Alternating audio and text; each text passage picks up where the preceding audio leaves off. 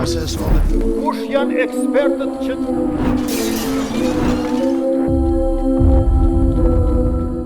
Të nderuar miq të RTS, përshëndetje dhe mirë se takohemi në emisionin tonë të radhës 104.1.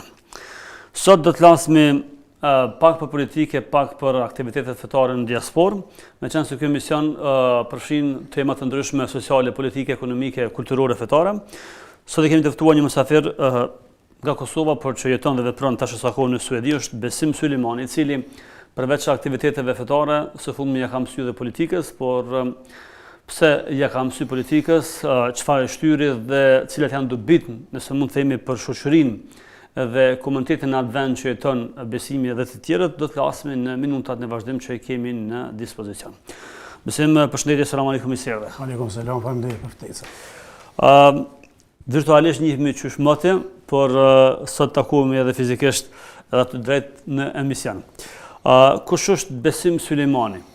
Unë jam Besim Sulejmani nga fshati Klinë e Poshtme e komunës së Skënderajt, që 27 vite jetoj dhe veproj në Suedi. Unë kandidoj për asamblen komunale në komunën e Hërbit edhe në region të Skonës. Gjithashtu jam i angazhuar edhe me shoqata që 19 vite kryetari i shoqatës Durimi, e kështu me radhë. Para se dalim tek aktiviteti juaj politik, po e fillojmë atë fetar apo shoqëror. Si është gjendja e shqiptarëve në përgjithësi e në veçantë muslimanëve në Suedi dhe në vendin ku ju jetoni? Momentalisht gjendja është më e mirë, më e kënaqshme. Ka të hapi shoqatave islame, ka aktivitete gjatë muajit Ramazan. Kjo ftesë për hoxhallarët nga Kosova, nga diaspora, nga Shqipëria, edhe nga Maqedonia e Veriut. Dekadët e fundit ka pas një ecje të mirë nga ana fetare me hapjen e shoqatave të reja, sidomos kjo shoqatës në Hërbi, Durimi në Hërbi, ku në morë iniciativë me disa muslimanë në Hërbi dhe formuan shoqata në vitin 2015. Çfarë shërbejnë shoqatat në vendet evropiane, konkretisht në vendin e Suedisë në Hërbi ku ju jetoni? Shoqatat A janë vetëm fetare apo edhe shoqërore, mirë cilë është aktiviteti i tyre? Shoqatat mirën me anën edhe kulturore, edhe arsimore, edhe sidomos me ndihmën e Kosovës, në shumë çështje kena ndihmuar në vërshime, në tërmete, kena bërë organizime fetare, tribuna, ndryshme, ndërtimin e xhamive në Suedi, në qytete ndryshme të Suedisë, por edhe në Kosovë. Pra, një shoqat nuk është vetëm shoqat fetare, që gjykohet nga jashtë ose nga disa të cilët nuk e duan të mirën muslimanëve, por është shoqat edhe fetare edhe kujdeset për shoqërinë në Kosovë dhe më gjerë. Është vërtet, është të gjithanshme në gjitha sferat e jetës, jo vetëm nga ana fetare, po në të gjitha sferat e jetës. Cili është kontributi i xhamijave, i shoqatave në diasporë për mos asimilimin e shqiptarëve, mos asimilimin e të rinjve që po kemi problem për sot. Gjenerata e tretë është në diasporën, se mund të themi, që ka filluar të ketë problem me çështjen e gjuhës, por hoxhallarët ose fetarët po thonë që ata që frekuentojnë për xhamia nuk janë të asimiluar, pra flasin shqip, lexojnë shqip e kështu me radhë. Por ata që nuk frekuentojnë shumë xhamia flasin në gjuha të ndryshme në shtëpi dhe në rreth. Sa qëndron e vërtet kjo? Unë mendoj se identiteti kombëtar, identiteti fetar, identiteti si person nga je dhe kush je, do të jesh krenar, që je shqiptar, që je musliman, edhe do të jesh krenar me identitetin tënd. Domethënë ndërtimi i shoqatave mbron identitetin tonë kombëtar dhe fetar, edhe periudhën tonë nga kjo ardh. Është një kontribut jashtëzakonshëm i shoqatave, se ato të bëhen të rit, flasin në gjuhën shqipe, ligjëratë në gjuhën shqipe, hutbet në gjuhën shqipe, edhe takohen shumë musliman, se është bërë jeta dinamike, në xhumë ose në kohët mbrëmje ose mas yatsis ose domthonjë të rit takohen edhe kanë aktivitete, po flasin krejt Skonën, jo vetëm në Hërbi, edhe e mbron identitetin fetar edhe kombëtar. Unë mendoj që është një gjë shumë e mirë. Çfarë është shoqata e juaj, Durimi? Pse ky emër? Durimi është interesant. Në formimin e shoqatës, para se me themelu shoqatën Durimi, nuk kemi pas xhami në Hërbi. Edhe kom falë xhumon në Malmo 2 vite. Pastaj në Lund, është një komunë Lund, 8 kilometra, ato 2 vite, edhe të po nevojen e një xhamie që na dukën Hërbi, dikun shkojshë me 3-4 makina, mi falë gjëmon për i musliman që i njëshë, shqiptarë dhe të komësive tjera, edhe morë iniciativen, i thira në shpiteme dhe organizum, e banon statutin, edhe formum shoqatën në vitin 2015, sepse na vyke, na duke, për mi falë gjëmon, për aktivitetet tona kulturore, fetare, edhe Suedia funksionon vetëm në shoqata, edhe është një shtet social ku të jep gjitha mundësit. Edhe ki drejt me qelë shoqatë çfarë dëshiron, futbolli apo shoqatë peshkatarëve etj. Tjetër, edhe ku mendu kur tjertë kanë shoqata të tjera, pse edhe ne mos ne kemi shoqatën tonë, edhe ato kanë pastaj ka filluar. Antarësia është pe kosovarët, pe shqiptarëve në përgjithësi, pra ka shqiptarët Shqipërisë, Maqedonisë apo ka pe krejt komësive, ka pe Arave, pe Sirie, ka pe ma shumë ka shqiptar, ka pe Maqedonisë Veriut, sepse është e vetmja xhami. Xhami Dorimi në Hërbi funksionon vetëm se është një komunë me 15.000 banor. Pse Dorimi? Sepse për me qelë shoqatë do të me të vërtetë me pas dorim. Edhe më ka lind kjo emën Dorimi, edhe ja kam jevu emën Dorimi. Përgjithësi, sa i kënaqur me frekuentimin e xhamatit të rinjve në xhamia apo në aktivitete fetare? Është i mirë, por mund të jetë më i mirë, nuk është krejt i kënaqshëm. Në Ramazan ka lëvizje më shumë, kur vinë hoxhallar prej nga Kosova, edhe ka lëvizje më shumë, Ramazan është gjallëri më shumë. Mirë po, ka frekuentime të ri, po më pëlqen të ri që inkuadrohen, sidomos në xhamo, edhe ka një lëvizje të mirë në Hërbi, po edhe në qytete tjera. Pse duhet një djalë i ri ose një vajzë e re më ardh me punu me jetu në diaspora apo në gërbet, në këtë rast në Suedi, dhe me frekuentu në xhami dhe me qenë antar i një shoqate apo një organizate, çfarë ato po e shtyn që më ardh atje me punu edhe njëkohësisht me qenë pjesë e aktiviteteve të një shoqate, në këtë rast shoqatë justuj apo edhe të tjerëve që kanë karakter fetar. Zakonisht gjithmonë kemi antar të ri që regjistrojnë tani, edhe çdo njeri, edhe ne mendoj sipas vetës, domethënë kjo është edhe çështë edhe individuale. Nëse shkon një komunë në Hërbi ose një qytet tjetër në diasporë, ti duhet me pas kontakte me shqiptar, me gjetë veten, me këqyra ka shoqata shqiptare, edhe më inkuadru, më bëu antar shoqata, sikur për shembull në Prishtinë ose në Skënderaj ose në Mitrovica ose në një komunë që ka antar të vet xhamia, edhe në Hërbi. Domethënë ana profesionale ajo kuptohet puna dhe krejt, po nëse inkuadrohet që shoqat jemi afër atë dhëut. Nga ajo që lexojmë që shkruhet e që komentohet kryesisht në Kosovë më shumë, pse ka shumë xhamiat në diasporë me aktivitete, ka shumë rini në diasporë, rinia sipas tyre gjithmonë po verbohet, po radikalizohet.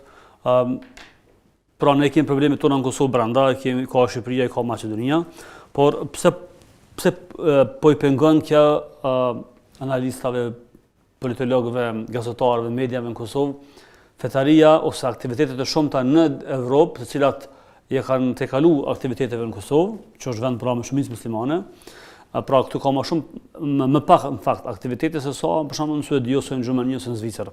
Nga këtu, nga Kosova, lexohet dhe komentohet që atje rinia dukush pe amshel së, dukush pe qetë domethënë plohër sëve, pse atje në një formë është jeta më organizume, ose pse kur ne në Kosovë kemi tjetër jetë, tjetër sistem dhe shumë më pak aktivitet, më pak organizim, ndërka në diasporë ka një jetë tjetër. Po flas, ajo që nuk është qëndrimi e personal, por është qëndrim, nëse mund të themi, një pjesë. Është vërtet, na kena dhe antar ose të konvertuar në suedez, janë antar shoqatës. Edhe ata suedezë vetë kanë pa se jeta jonë është ma shoqëruese, ma dinamike, ma njerëzore, ku takohen për shembull, sidomos në Ramazan ose mas xhumos, kena takime ndryshme. Unë mendoj që kjo periudhë ka kalu. U ka një kohë, një 5 vjeçar i fundit, kjo kohë ka kalu. Se ai që e don xhamin, e don edhe kumbin, e don edhe prind, e don edhe familjen, e don edhe punën. Edhe është i lidhur me familjen, domthonë që liza e familjes është aty fillon. Edhe çdo i ri që shkon në xhami veç përfiton. Edhe largohet nga dukuritë negative. Unë për vetë jam bazu sidomos në dy çështje, në çështjen e thirrjes në të mirë dhe ndalimin nga e keqja. Këto dyja gjithmonë bazona dhe vazhdoj punoj. Mirë, po rinia për don fejnë, për don xhamin, se është edhe mirë për shoqërinë edhe për këtë njerëzimin. Konvertime ka shpesh? Ka shumë. Në xhamin tonë ka ndodhur 3-4, nuk kujtohem. Ke qenë prezente në ndonjërin prej tyre? Po, në 2. A ka në shembull që më na tregu neve dhe atyre që do na ndjekin, pse për shembull një suedez ose një suedeze që ka kushtimisht të mirat marrën fenë tonë. Se shpeshherë pra po e them, ajo çfarë lexohet, çfarë komentohet tek ne është jeta një gjermani, jeta një zvicerani është shumë e mirë, pse ai marr në islam. Por shumë që gjithçka ka pas, po se ka pas ato brendësinë e shpirtit, edhe ka në xhami. Do një shembull nëse vetë kujtohet se shumë pyetje më vjen. Kam disa shembull. Është ajo qetësia shpirtërore, edhe neve muslimanë na shohin si prind, si çish jetojmë, domethënë çish shkojmë në xhami, çish shoqërohemi, çish shkojmë në pariftare, kena vizitojmë një tjetrin, dhom dhurata. E kemi një rast për shembull një polak. Edhe u konvertua në Ramazan edhe e ka pranuar Islamin. E kish pranuar, po e buni zyrtarisht xhamin ton. Pastaj kemi edhe një vajzë diku 20 vjeçare. Edhe kena shumë raste që i takoj. A tregojnë arsyet pse po kthehen në Islam? Si flas për suedez, sidomos suedez studiojnë, lexojnë të gjitha fetë edhe e shohin veten me argument, feja më argumentuese, më e mira e feja islame, edhe për këtë arsye edhe e pranojnë. Mirë po edhe na shohin neve se musliman. Mu më ka ndodhur rasti në punë, më ka thonë, nuk e shikoj lajmet, po shikoj ty besim, si vjen me kohë në punë, qyshim punë, e zbatan. Ti e shembull? Po, edhe jo e shumë, po çdo kush, ambasador jem, edhe ata e shohin më shumë praktik se si jem na. Besimi e thotë gjithmonë të vërtetën. Dhe kjo çështja praktikës pastaj ndikon tek ata që të besojnë atë çfarë flet. Ata më shumë bazojnë në argument, ata çfarë shohin, se na çfarë ju thujmë aty. Po dalim pak tek politika. Ne si shqiptar jena mësuar me politikë, edhe brenda po edhe jashtë vendit. Pse në politikë? Çka çtyri me politikës? Pra e tham në fillim që jeni në garë për zgjedhjet të cilat mbahen në Suedi që janë edhe komunale, rajonale dhe parlamentare. Dhe ju jeni kandidat për asambleë komunale, nëse s'po gaboj. Regionale. Pse kandiduat? Pse po kandidoni? Me të ka duhet vërtetën është një histori këgja e gjatë. Pse? Gjithmonë i kam mik politikës, edhe në Kosovë, nuk jam asnjë anëtar i asnjë partie. Asnjë partie në Kosovë. Interesimi ka më shoqata, mi një mund diasporës, mu integru, me zhvillu aktivitete, mirë po, të i po parasysh se vendimet nga qeveria e Suedisë merren ndam muslimanëve, ndam shqiptarëve, ndam tujve, përgjithësi tujt, na gjithë jemi në anije. Domthonë se pas aty ne tujt jemi në anije gjithë. E kam pa të arsyeshme me fillu më merr me politikë, që është në vitin 2017, i kam pas do kontakt, do bon antar i Partisë Social-Demokrate të Suedisë. Partia Social-Demokrate është një parti më të mira, që ka një plan program më të mirë për tujt edhe për Suedin.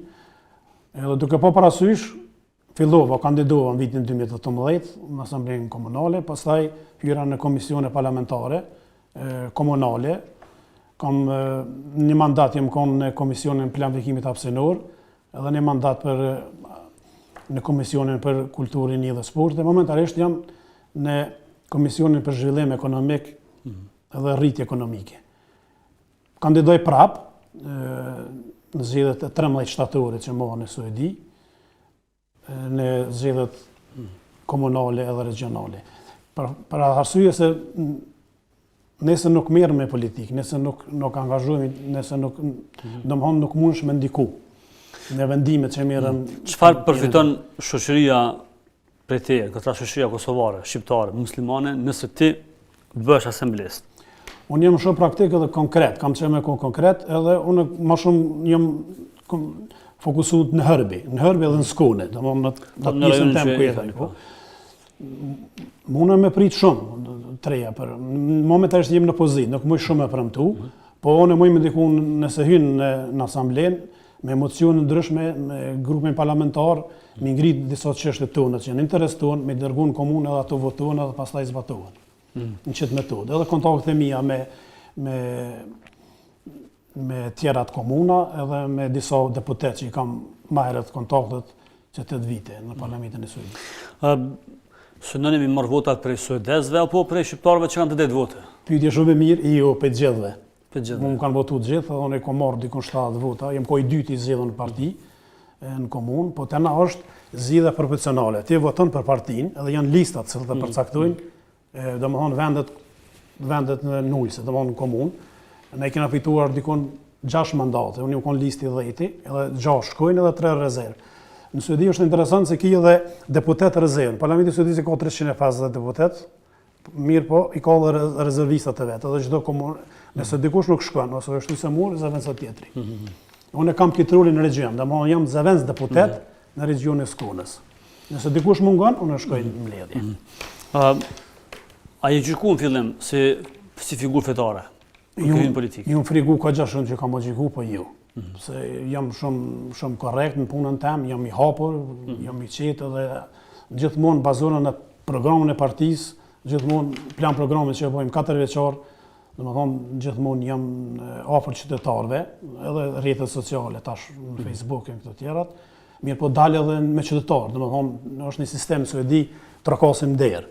Edhe jam aktivist, domethënë dal me partinë edhe trokasim der dhe ofrojmë domethënë plan programin tonë që kemi 4 vjeçar. Ndër të tjera, keni thonë se do të mbrojnë arsimin në gjuhën anëtare, pasi që partit tjera janë mundu, fatikisht partia tjetër është mundu që ta hekë gjuhën shqipe apo anëtare në shkollat e kështu me radhë. Si qëndron çështja e gjuhës shqipe, në këtë rast gjuhës zyrtare, se mund të thonë në shkollat, çysh është gjendja dhe çka mundi të bëjë si në këtë rast si asamblesë ose si anëtari një komisioni? Kemi pas një rast, domethënë në Suedi është gjuha anëtare, gjuha shqipe, edhe janë edhe gjuhë tjera. Domethënë një herë në javë, domethënë shteti e pagun, domethënë mësuesi është shqiptar, edhe një herë në javë. Në shkolla. Në shkolla, edhe djemtë e mi mësojnë edhe djemtë të gjithë shqiptarëve që janë në shkolla, në Hërbi komunë edhe në komuna tjera, një herë në javë, mësim plotësues në gjuhën shqipe, e kanë një orë ekstra, edhe shkojnë mësojnë, domethënë histori, për kombin e për shumë gjëra tjera. Demokratët suedez e kanë marrë një mocion në komunë edhe me vota e kanë hjekë. Domethënë kanë thonë se është harxhim i tepërt. Domethënë harxhime. Pastaj ne kemi marrë vetëm në komunën e juaj, po. Në komunën tonë. Se ato kanë mandat, e kanë fitu. Edhe pastaj kam fol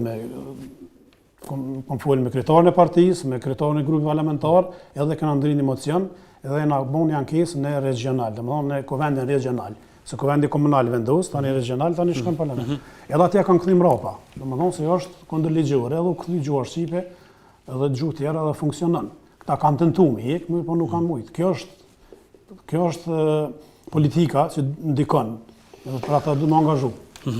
Pra, siç e thamë në fillim që nuk jeni pa jeni figurë fetare, por kontributi juaj është për shoqërinë edhe më gjerë. Këtë rast që është e gjuhës shqipe që është interes edhe i muslimanit edhe jo i muslimanit shqiptar, pra është interes më mbajt një orë në gjuhën shqipe në shkolla. Në shkolla fillore bëhet fjala, po? Fillore, po. Kryesisht vendet nordike, kryesisht, në Suedia dhe Belgjika janë njohur deri vend me djegje të Kuranit. Pse që pra janë dy vende që ka kohë që i kanë ikë luftrave, nifen si vende kryesisht paqësore, po me djegjen e Kuranit po tregojnë vitet e 40-50-ta në për s'po kthehemi gjendjes që ka qenë në Afrikë atku.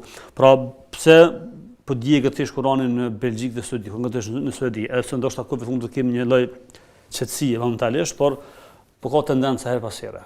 Kësa gjëna gjithmonë ka pas gjatë dekadave, gjatë viteve ka pas gjithmonë ekstremista që janë konë kundër e fejsë islame, kundër muslimanëve. Kjo para 4 vite konë ma e dukshme. Edhe ka ndonë vitin 2022 maj.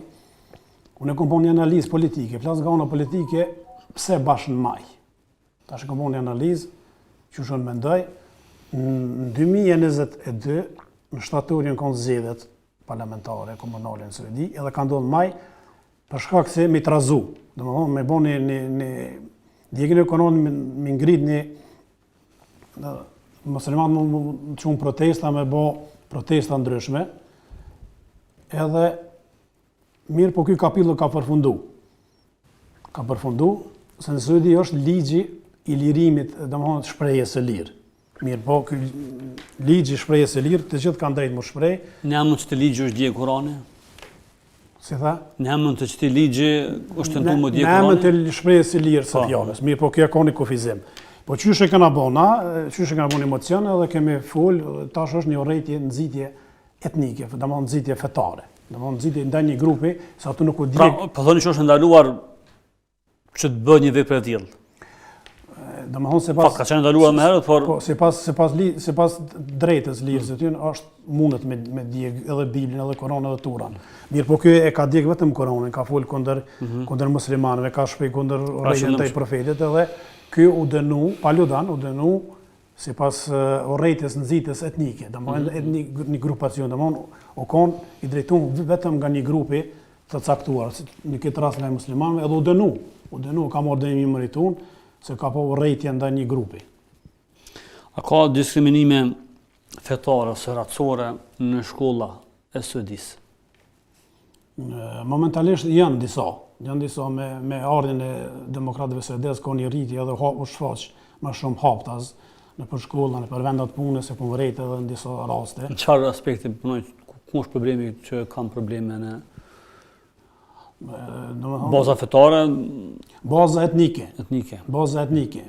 Deklarata e tyre, deklarata e fundit kryetarit demokratëve suedez, mediat e dinë gjithë që ka thonë nëse je musliman nuk je suedez. Mirë, po në këtë rast edhe Hitleri ka thonë nëse je jehudi nuk je gjerman.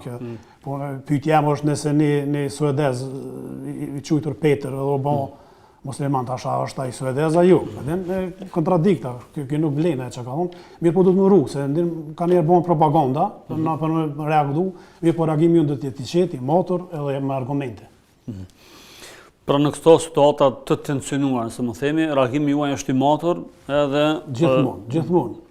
Sepse këtë edhe ata besoj e presin, që reagimi juaj të jetë më i vërtetshëm, më kontaktet interne që kanë brendshme duhet më rujt si vjet, se si vjet është shumë interesant se demokratët suedez, domethënë dhe moderatët janë të djathtë, domethënë kanë bërë koalicion me ekstremen edhe djathtë. Edhe është në një parti liberale, e cila ka një koalicion me partinë ekstreme.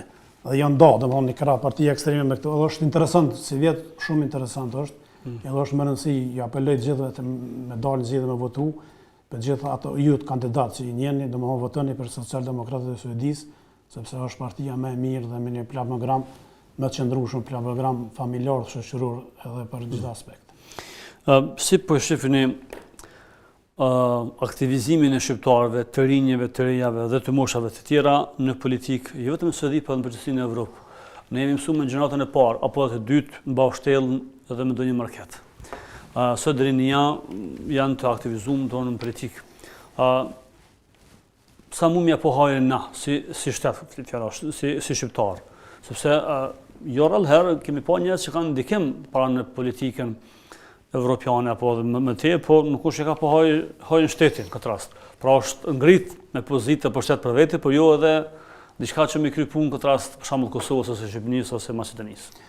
Unë mendoj se kjo çdo person, çdo i ri ose çdo personiere që vjen në politikë do të më për me pas një vizion të qartë, një për çfarë po vjen, domethënë për me ndiku, jo për famë, jo për karrikë, edhe për me lehtësu jetën qytetare, për një mbështetje më të mirë, që domethënë të gjithë jenë të barabartë, të jesh i drejtë edhe pa diskriminime. Domethënë të rinia janë të angazhuar në Suedi, edhe sidomos për vërejnë dekadat, 2 dekadat e fundit, janë të angazhuar. Ne kemi 2 të ri që janë deputet në Parlamentin e Suedisë, janë Parlamentin Evropian, ka në për Malmö, në vende komunale që kandidojnë, ka një gjallëri mirë, po nuk është e kënaqshme pjesëmarrja. Se na gjithë mund të thojmë, hajde se dikush tjetër, edhe dikush në këtu këtu, polemosim politik, mos suporzi politik. Sa keni punu ju në këtë rast që me bin shqiptarët që është në interes me votu, pa me votu shqiptarët nëse kemi pjesë politikës. Shumë kom folë në çdo rast kuj... Ose është e pa gjykimi që hatë se na jemi shqiptarë s'kena, ashtu s'kena për shtet. Më thonë, e kujnë suedezë ose Gjermani. Shumë shpesh e një, pse besim për shkëm humbje kohë, so në punoj 100%, mirë, po nuk po m'del mu dhe kohë krejt me shku, se janë mbledhje, është në gjeshur e do të me shku në për mbledhje, këto nuk mungojnë mbledhje që kina mbledhje në asambledhje dhe në komisione, po është një angazhim shumë i madh. Pra tashmë, fushata juaj atje, çka dallon me fushatën në Kosovë? A ka atje para fushat, siç ka tek ne, apo Si shkon çështja e fushatës? Fushata është interesant, këtu është me zjarr, atje nuk janë si në Kosovë, për shembull, nuk bojnë shumë reklamat mëdhaja ose tubimet mëdhaja, edhe në rrjetet sociale shumë pak, ka fundi. Që ata jam edhe i kujdesshëm, nuk qes shumë edhe atje, mirë po shumë dallon këtu me. Kjo është më zjarr, më ofenzive, atje është më shumë është ka plan programi. Interesant Suedi, është interesant në Kosovë nuk e përdor, nuk e di pse partitë, është shumë e mirë me përdorë edhe këtu. Turqit janë derë. Turqit derë edhe shpreh plan programin tonë, sikur na që kemë domethënë në arsim, në shëndetësi, në ekonomi edhe në integrim, në sigurinë, që do 4 ose 5 pike jemi të koncentruar në komunën e Hërbit, se kuadrat shkollat kanë nevojë për renovim, ndërtim, kuadrat të reja, domethënë edhe në ekonomi, edhe në gjithë aspektet. Tash kam një mocion për një pilot projekt, komunat Kojshie kanë, domethënë komunat e kanë, për rinin, për me punu në verës, domethënë punë sezonale. Me vonë një pilot projekt, ndikon dhe 100 ose 200 persona të ri, me punu. Ky pilot projekt ka funksionu në komunat që kemi ne, po këta qeveria se kanë përdor, na kemi plan program me përdor. Besoj që mjaftuar me kaq sa përket sa intervistë të shkurtër, por shumë domethënë se edhe në pjesën e parë të aktivitetit fetar dhe shoqëror në Suedi dhe pjesën e dytë çështjen politike. Ne të dëshojmë sukses në këtë rrugëtim e po shpresojmë që herën tjetër ku të kemi studio të kemi si asamblesë në atë vend ku po garoni. Shumë faleminderit për ftesën, respekt. Faleminderit nga ana juaj, suksese të nderuar me strategjisë kaq për këtë emision. Takohemi të nesërmen me emisionin tjetër. Mirëmbëngjes. Kush janë ekspertët që